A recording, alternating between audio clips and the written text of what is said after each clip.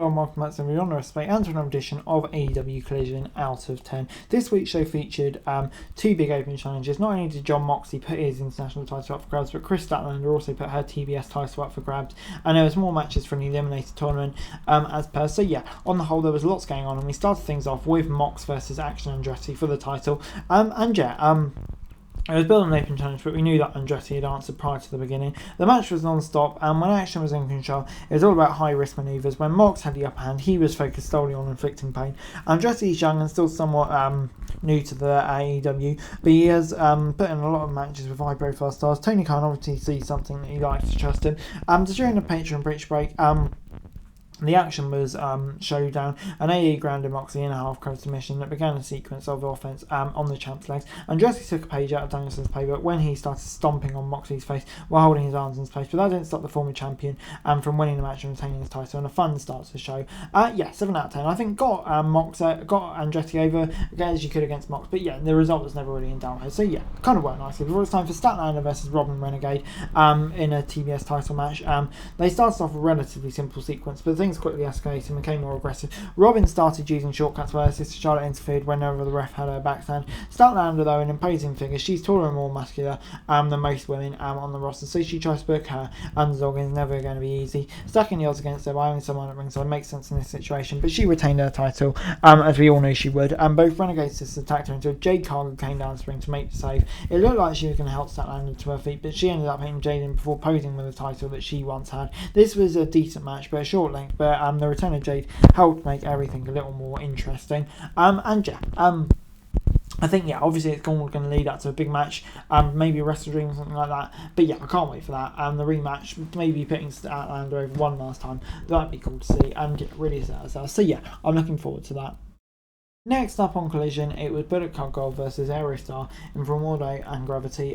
Kingston and Claudio had a sit down with Schiavone, and it led to Kingston putting his New Japan Openweight title on the line. Castagnoli said that Kingston had a handshake and his respect when he met at R-Thrash.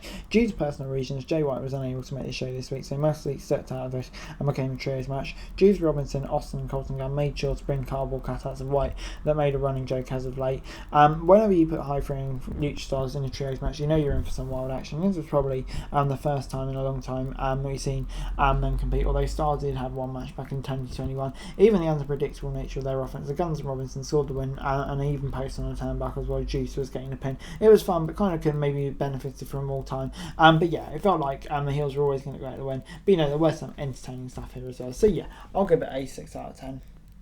It was then time for Ray Phoenix versus Angelico. Angelico made his collision debut this week when he took on the returning Ray Phoenix. He gave a brief promo about Mox and the BCC taking him out. The crowd was totally behind Fenix, so Angelico made sure to do plenty of things he knew would get heel hate and make fans root for the babyface. This match had too many fun spots to list, but the biggest takeaway is that Angelico deserves to be on TV more often. Phoenix, of course, well known by AEW fans as an aerial specialist, but both men came away from this looking good. Phoenix got the win, but Angelico benefited from the exposure too. So yeah, it gets 6 out of 10 from me. This was good stuff.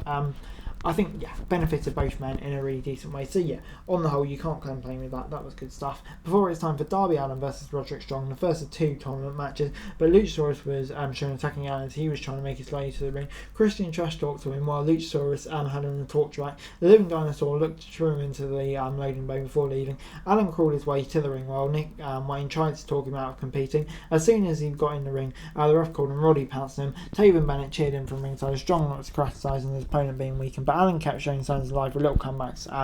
There was energetic and included a lot of unique offense, and Isaiah with the backbreaker not only hit a few signature moves, but Allin also hit a couple of nice counters to them. While they were getting an entertaining match, it's never going to be a bad thing. Having Allin look so competitive in the match that he took earlier made it kind of seem meaningless. AR Fox showed up to lend his support, but Wayne wants him to go immediately. Strong picked up the win to advance. And yeah, it gets 7 out of 10 for me. This was good stuff. Yeah, like I said, there weren't multiple storylines progressing here. Adam Wayne, the whole Strong stuff. There were some bits maybe like I didn't like I just mentioned, but I thought on the whole it was a decent match. And storylines advanced, and I think they advanced in a good way. So yeah, it gets 7 out of 10 for me. This is good stuff. It was then time for Samoa Joe versus Panther. Danielson came out for an interview before that and said that despite wanting to wind down his career, it's not to be taken lightly, and he still plans on kicking everyone's head off. And he said if it is his final year, it will be the most epic year, and hopefully it's not. But anyway, he called his shot and challenged Zack Sabre Jr. for Wrestle Dream and Jess. Starks and Big Bill came out to interrupt. This led to a fight with Mox joining in. Starks and Bill ended the segment standing tall, which was a big rub for them. But yeah, hopefully Danielson keep wrestling, Bro. I love you so much. And yeah, him versus Sabre Jr. is going to be absolutely awesome. I can't wait for that. But anyway, moving on to our main event between Panther and Joe. Panther tries to do his usual taunting, but Joe responded with a headbutt to show that he was in no mood for games. These two are very different types of wrestlers, but their experience made them seem like great opponents. Joe is the ideal person to work with high flyers because he's always going to catch them safely. This was the best match they put in the main event start. Both guys made sure this felt like important, and Joe won and advanced into the finals. He will face Strong next week to decide who gets the world title shot against Maxwell Jacob Friedman. And yeah, it all worked nice, I think. Joe getting the win was the right decision, and of course leads to MJF, who's been having words with Joe. Joe, who's been having words with MJF recently against Strong and everything going there. So yeah, it's a hard one to call and a match that I'm really looking forward to because you know it's going to be great. So yeah, I thought this went nicely. 7 out of 10. Overall, AEW Collision gets 7 out of 10 from me. Yeah, I thought it was a decent episode of Collision this week, I have to say. Really enjoyable stuff. Yeah, the 2 elimination matches worked really nicely. Lots of other stuff on the card as well that was interesting. So yeah, on the whole, 7 out of 10. Good stuff. And yeah, can't wait for that Joe Strong match next week. But anyway, guys, that's it really. I think that was a nice subscribing. That's going to be daily wrestling news and subscribing. It's going to be really appreciated. Thanks so much for watching. Peace out.